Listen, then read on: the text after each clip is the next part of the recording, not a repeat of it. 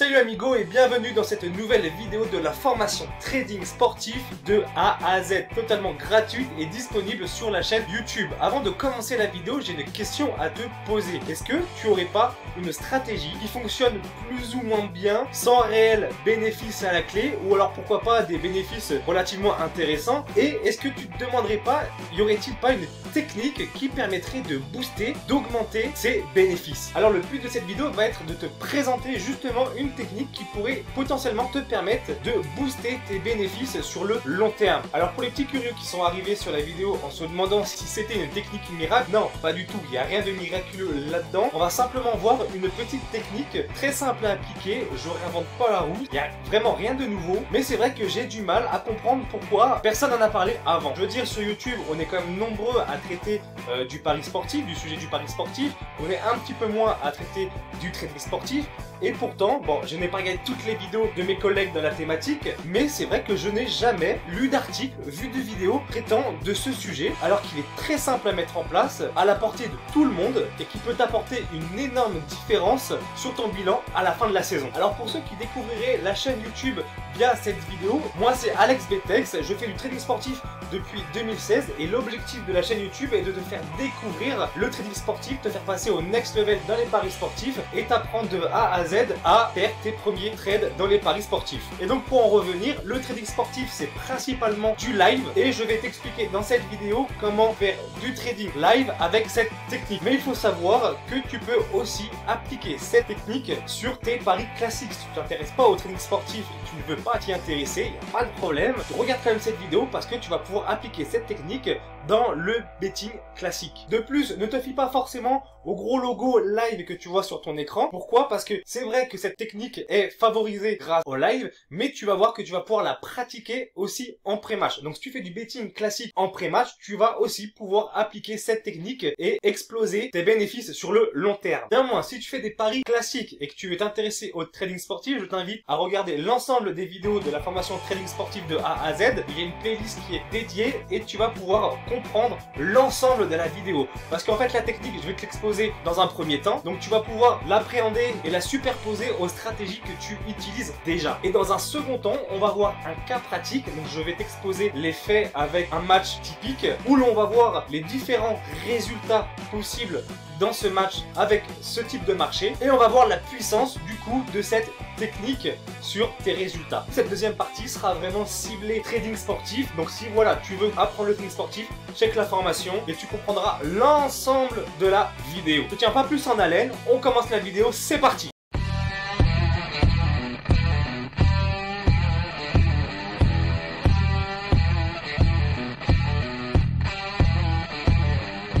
Alors très rapidement, on va revoir ensemble les bases du live. Le live va t'offrir beaucoup d'opportunités de paris sportifs et de trading.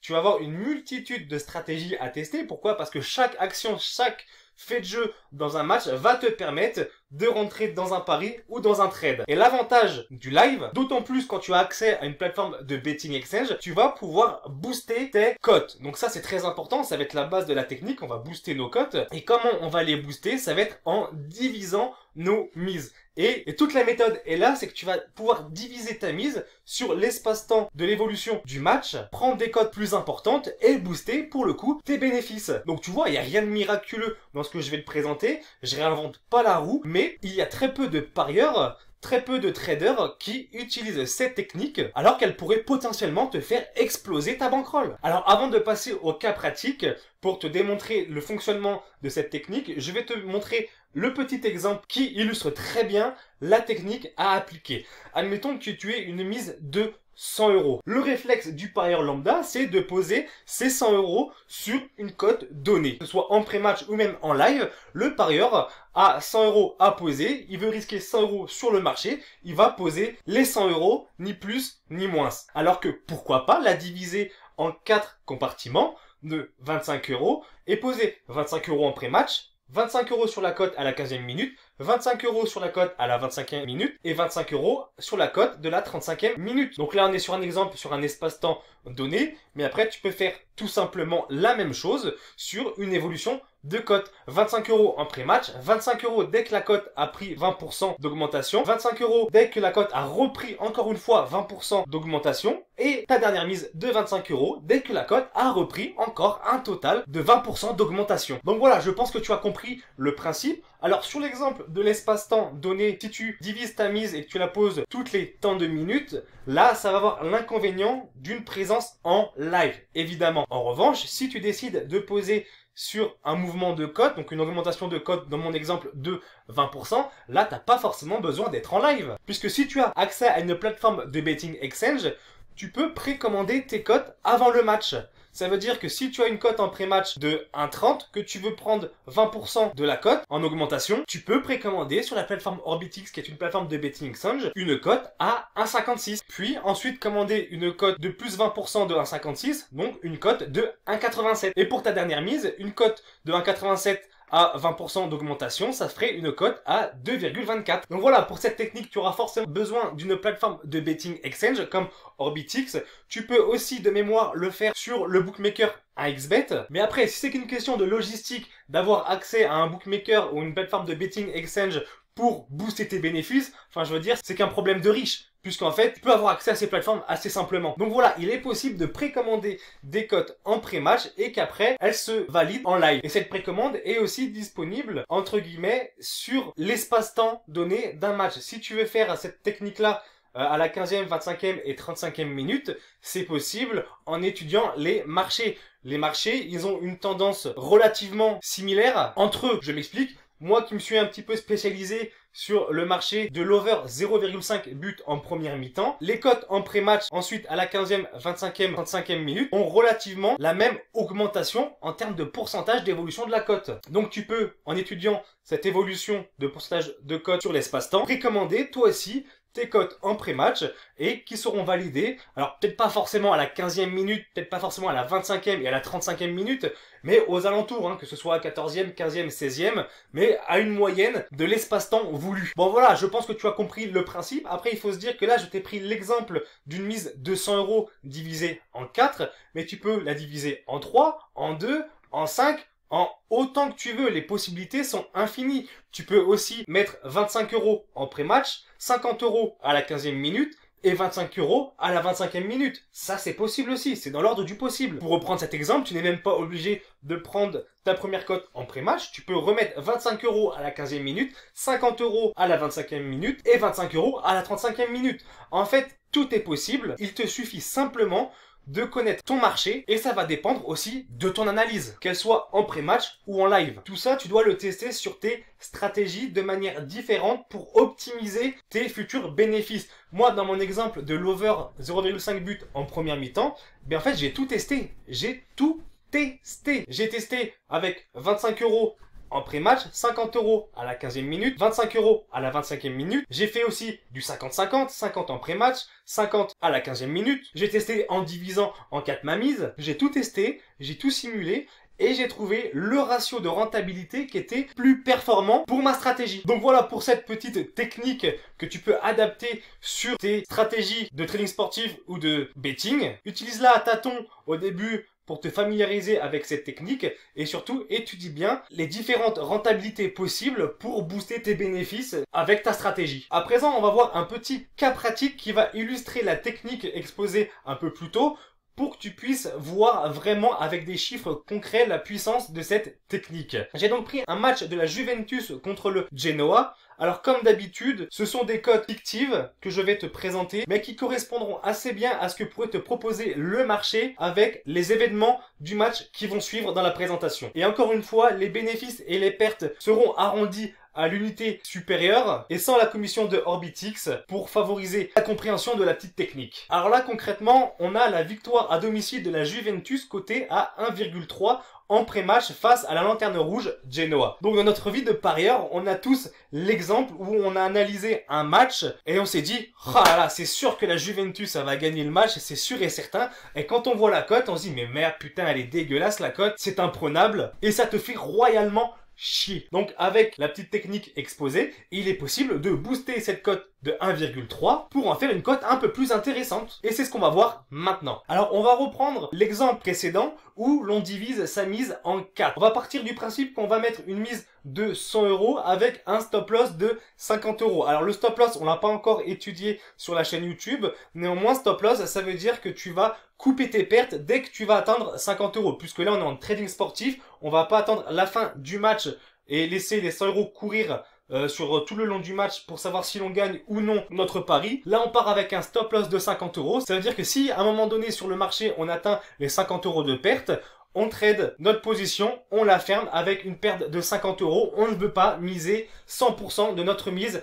dans ce cas pratique. Donc en partant du principe qu'on divise notre mise en 4 petits compartiments, qu'on met 25 € en pré-match à 1,30, qu'on attend la 15e minute pour remettre de nouveau 25 € pour une cote à 1,40, qu'on attende la 25e minute pour remettre un nouveau compartiment de 25 € à une cote de 1,55, et ensuite qu'on mette le dernier compartiment à la 35e minute, 25 € à une cote de 1,8. Ça veut dire qu'à la 35e minute, on aura misé nos 100 € sur une cote moyenne de 1,51, soit une augmentation de 16% par rapport à la cote du pré-match de 1,30. Donc tu vois, en pré-match, on se dit merde, la cote de la Juventus, elle est dégueulasse à 1,30. Et finalement, en divisant notre mise en plusieurs compartiments sur un espace-temps donné du match, si les 100 € sont validés à la 35e minute, donc ça veut dire que s'il n'y a pas un but avant, mais on va voir après dans le cas pratique qu'est-ce qui va se passer si un but arrive avant la 35e minute et la totalité de notre mise n'est pas validée. Néanmoins, à partir de la 35e minute, au lieu d'avoir une cote à 1,30, on a une cote sur le marché de 1,51. Alors maintenant, vu qu'on a misé sur la victoire de la Juventus, pour qu'on puisse fermer notre position, fermer un trade en bénéfice, il faut que la Juventus ouvre le score. Et c'est ce qu'on va voir maintenant avec le meilleur scénario et un but de Cristiano Ronaldo qui ouvre le score à la 45e minute et la possibilité de sortir avec un lay à 1,1.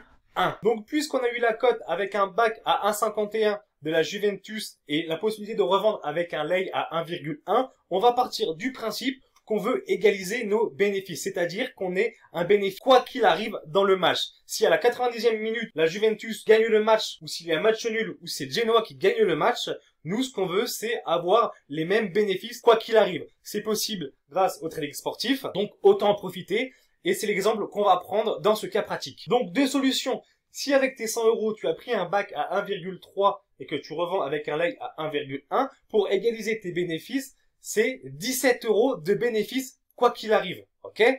Maintenant, si tu as utilisé la petite technique que je t'ai présentée, tu as pris un back à 1,51 et quand tu vas revendre ton lay à 1,1, tu vas faire 35 € de bénéfices quoi qu'il arrive, peu importe l'issue finale du match. Ça fait une espérance de gain de plus 18 € comparé à si tu avais pris la cote de 100% de ta mise en pré-match. Donc là, on voit qu'on passe de 17 € à 35 €. Tu doubles ton espérance de gain avec cette simple petite technique. Maintenant, prenons le scénario où c'est Goran du Genoa qui ouvre le score à la 45e minute. Tu vas donc sortir du marché avec un lay à 2,5. On reprend du coup la même situation, sauf que cette fois-ci, on va égaliser nos pertes. On va perdre, peu importe l'issue finale du match. Le but d'égaliser ces pertes, c'est de perdre moins que si finalement la Juventus ne gagnait réellement pas le match à la fin du temps réglementaire. Donc si tu avais mis ta mise de 100 € avec un back à 1,3 et un lay à 2,5, tu serais en perte de 48 €, peu importe l'issue finale du match. En revanche, si tu as utilisé la petite technique en divisant ta mise en 4 compartiments et que tu as une cote de back d'une moyenne de 1,51 et que tu revends sur un lay à 2,5, tes potentielles pertes se réduisent à 39 €, soit moins 9 € d'espérance de perte, peu importe l'issue finale du match. Donc là, au lieu d'avoir 48 € de perte, en utilisant la méthode, tu passes à 39 € de perte. Maintenant, voyons le scénario dans lequel il n'y aurait pas de but en première mi-temps et que la deuxième mi-temps se fait plus ou moins molle sur le match et que tu veux fermer ta position avec ton stop loss de 50 €. En prenant 100 € de mise sur un back à 1,3, les 50 € de perte de ton stop loss seront atteints à la 65e minute avec un lay à 2,6. En revanche, si tu divises ta mise en plusieurs compartiments avec une cote à 1,51, ton stop loss de 50 €, lui, sera atteint à la 75e minute avec un lay à 3. C'est logique, puisque ton back est plus important, tu peux te permettre de prendre aussi plus tard un lay plus important aussi. Donc en résumé, entre les deux possibilités, ton trade va survivre 10 minutes supplémentaires sur le marché. Donc au lieu de fermer à coup sûr avec 50 € de perte à la 65e minute, tu peux potentiellement en 10 minutes de plus sur le marché attendre un but de Cristiano Ronaldo et de faire un beau bénéfice. Après, évidemment, 10 minutes supplémentaires sur le marché veut dire que tu vas prendre le risque que le Genoa marque aussi un but et que là, tu sortes avec des pertes plus importantes. Mais là, vraiment, dans ce cas pratique, on part du principe que ton analyse est bonne, que tu es sûr à 100% que la Juventus va gagner le match et qu'il y aura forcément un but très prochainement. Et on ne prend pas en considération un but qui irait contre le cours du jeu, même si cela reste évidemment possible. Donc on a vu précédemment que grâce à cette petite technique, ton trade pouvait survivre plus longtemps sur le marché, augmenter tes potentiels bénéfices et réduire tes potentielles pertes. Pour l'instant, c'est tout bénef. Maintenant, ce qu'il faut se dire, c'est qu'il est aussi possible d'utiliser cette même technique pour la sortie de ton trade. Admettons que tu aies utilisé la technique sur l'entrée de trade et que tu as divisé ta mise du coup en 4, qu'on arrive à la mi-temps, qu'il y a toujours 0-0, que tu sens peut-être pas forcément un but arriver de la part de la Juventus et que tu souhaites sortir du trade. Tu peux donc tout simplement reprendre le même contexte. Tu peux ressortir avec un lay de 25 € à la mi-temps, à la 55e, à la 65e et à la 75e. De la même manière que tu peux sortir avec un lay selon le mouvement de la cote de 20%. Tout ça encore, tu peux l'arranger à ta sauce. Le diviser en 4, 3, 5. Bon, je vais pas revenir sur ce que je t'ai déjà dit précédemment, mais tu as compris le principe que si tu peux le faire sur un back, tu peux aussi le faire sur un lay. À présent, on va poursuivre le cas pratique avec cette fois-ci la mise de sortie sur le lay. On reprend toujours le même exemple d'entrée de marché précédent avec les backs. Cette fois-ci, on va voir avec les lays. Donc dans notre simulation, on part avec 25 € de liability à la mi-temps côté à 2 pour la Juventus, puis 25 € à la 55e côté à 2,5, puis ensuite 25 € à la 65e côté à 3,5, et enfin 25 € à la 75e côté à 4,5. Ce qui fait une cote moyenne de sortie de 3,1. Donc maintenant on va voir les deux possibilités sur les différentes sorties de trade qu'il est possible de mettre en place. Alors cette fois-ci on met de côté totalement l'histoire du stop loss.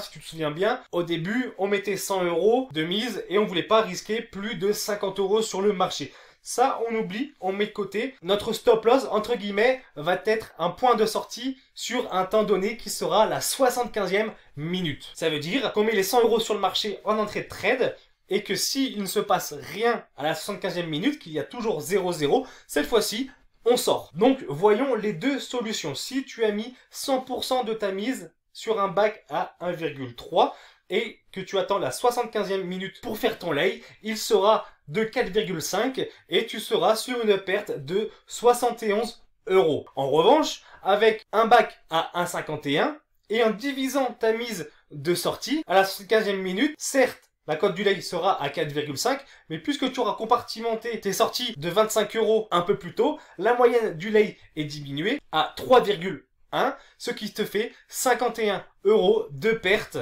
à la 75e minute, quoi qu'il arrive dans le match. Donc là, tu économises 20 € avec cette méthode. Tu passes de 71 € de potentielle perte à 51 €. Alors maintenant, tu vas me dire, ouais, super, c'est que des avantages que tu me proposes avec cette petite méthode. Néanmoins, c'est vrai que si la Juventus ouvre le score, donc avant la 75e minute, mais que toi, tu as déjà commencé à faire des lays à la 55e, à la 65e, admettons, la Juventus ouvre le score à la 70e minute, là, potentiellement, tu feras moins de bénéfices, voire quand même de légères pertes, puisque tu auras vendu des lays supérieurs au back. Alors qu'à contrario, si tu n'avais pas divisé ta mise, et que tu aurais gardé 100% de ta mise sur la cote à 1,51, et que tu aurais attendu par exemple la 75e minute pour vendre la totalité à 4,5, là tu aurais fait un bénéfice plus conséquent. À l'inverse, si avant la 75e minute, c'était Genoa qui aurait ouvert le score, là tu aurais réduit tes pertes, puisque tu aurais sorti de ton trade avec des lays à faible cote comparé à la cote du lay de la Juventus après que le Genoa mène au score, qui aurait été beaucoup plus important. Donc tout ça, c'est vraiment de la connaissance de marché, de la connaissance du sport. C'est quelque chose qui va venir au fur et à mesure du temps et au fur et à mesure que tu vas faire des trades et prendre de l'expérience. Mais tu vois qu'il est possible de faire cette technique de sortie aussi avec le lay. Mais vraiment, pour débuter, je te conseille quand même de commencer avec la technique sur le back, donc sur une entrée de marché par exemple, sur l'achat de la cote, et ne pas trop t'attarder sur la sortie du marché. Ça, tu le feras vraiment quand tu maîtriseras vraiment le marché, vraiment les cotes et tous les scénarios possibles et envisageables sur un même marché. Puisqu'on le verra en fin de vidéo, mais la magie un peu de cette technique, ça va être de trouver le juste équilibre entre la technique et la rentabilité. Alors maintenant, tu as dû quand même t'en rendre compte, c'est que si on prend la méthode de l'entrée du marché en divisant ta mise, le problème survient si un but arrive avant que la totalité de ta mise soit validée sur les marchés. Si un but arrive dans le cas pratique qu'on a exposé avant la 35e minute, donc avant que les 100 € soient entièrement sur le marché, qu'est-ce qui va se passer? Eh bien tout simplement, oui, tu n'auras pas les 100 € entièrement sur le marché, mais si c'est la Juventus ouvre le score à la 18e minute, tu auras déjà quand même 50% de ta mise qui sera validée sur le marché et tu resteras en bénéfice quand même. De plus, si c'est le Genoa qui ouvre le score à la 18e minute et que tu as que 50% de tes mises de valider sur le marché, tu réduis le montant de tes pertes. Mais c'est aussi plus flagrant de manière proportionnelle parce que si c'est le Genoa qui ouvre le score à la 18e minute, ça fait qu'il y a un laps de temps plus important pour la Juventus d'égaliser et de reprendre l'avantage. Alors que si c'est le Genoa qui ouvre le score à la 45e minute, ce laps de temps est fortement diminué puisqu'il restera en fait qu'une deuxième mi-temps pour la Juventus de revenir au score et de reprendre la tête. Donc ça veut dire que ta sortie de trade avec le lay sur le Genoa qui ouvre le score à la 18e minute sera plus avantageux que si c'est le lay du Genoa à la 45e minute ou un autre timing. Donc de manière proportionnelle, tu réduis vraiment tes pertes si c'est Genoa qui ouvre le score, donc qui envoie le marché contre ton sens.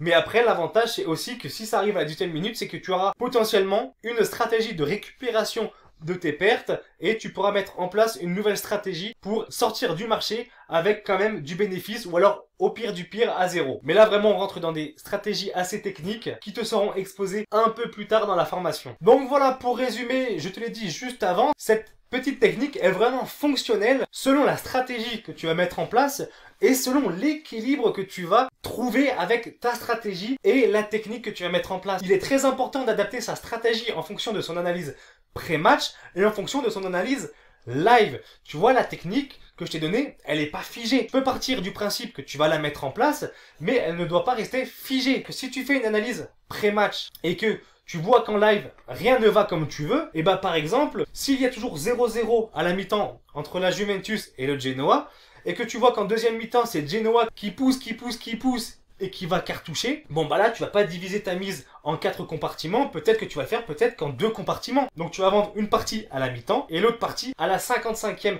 minute si tu vois que le Genoa il pousse à fond quoi.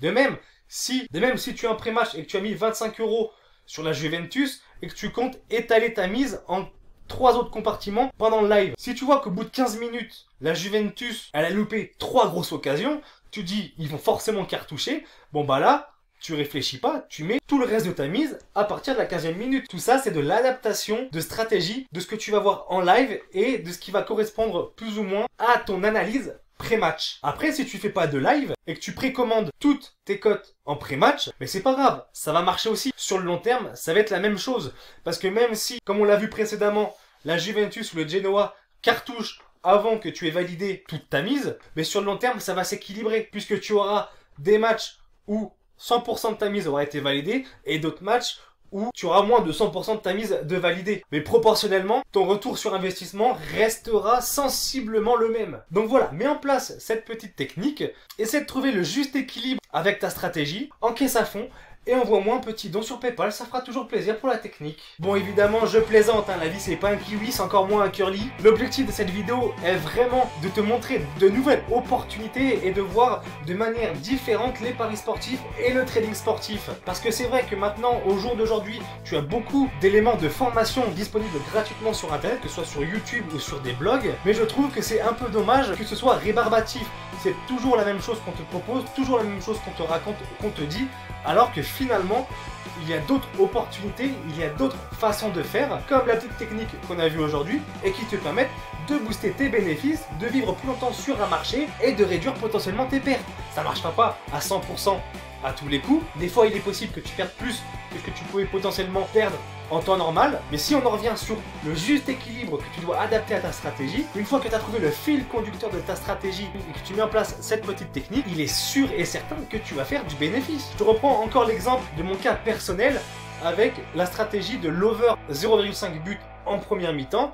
Donc moi j'ai pas mis à fond en place cette stratégie, mais j'ai trouvé le juste équilibre. Ça veut dire qu'en pré-match, en moyenne, la cote elle est dégueulasse, elle est à 1,30, 1,33, elle est vraiment dégueulasse. Mais le fait de mettre en place cette technique, je la booste et ma cote moyenne est passée de 1,30 à 1,60 pour un bon taux de réussite, parce que ma cote que je précommande est validée aux alentours de la 15e minute, et entre la première minute et la 15e minute, j'ai constaté sur ma stratégie qu'il y avait assez peu de buts et que les buts commençaient vraiment à arriver à partir de la 15e minute. C'est-à-dire que je loupe tous les paris dont le but arrive avant la 15e minute, mais vu que c'est un pourcentage assez faible, j'ai plus à gagner à booster la cote et à oublier ces paris dont le but arrive avant la 15e minute et à privilégier une cote plus intéressante pour les paris qui seront validés après la 15e minute. Tout simplement, là j'ai trouvé mon juste équilibre entre ma stratégie et la petite technique de boost de sa cote et j'ai explosé ma courbe des bénéfices tout simplement. Ça tu peux le constater avec mon bilan qui est disponible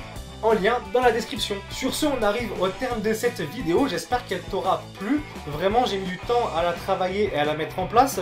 Donc n'hésite pas à mettre un petit like, à t'abonner aussi pour recevoir d'autres vidéos de ce style-là, parce qu'il va y en avoir d'autres dans la formation trading sportif de A à Z, disponible gratuitement sur la chaîne YouTube. N'oublie pas qu'en cadeau, dans la description, tu as 3 fiches stratégie de débutants pour commencer ton apprentissage dans le trading sportif. Tu y trouveras aussi une petite étude de cas comme celle qu'on a fait précédemment, mais cette fois-ci sur le pré-match et l'utilisation du stop loss ainsi que celui de l'effet de levier. Et voilà, je crois qu'on s'est tout dit. Je te souhaite une excellente journée. À demain pour une nouvelle vidéo. Ciao!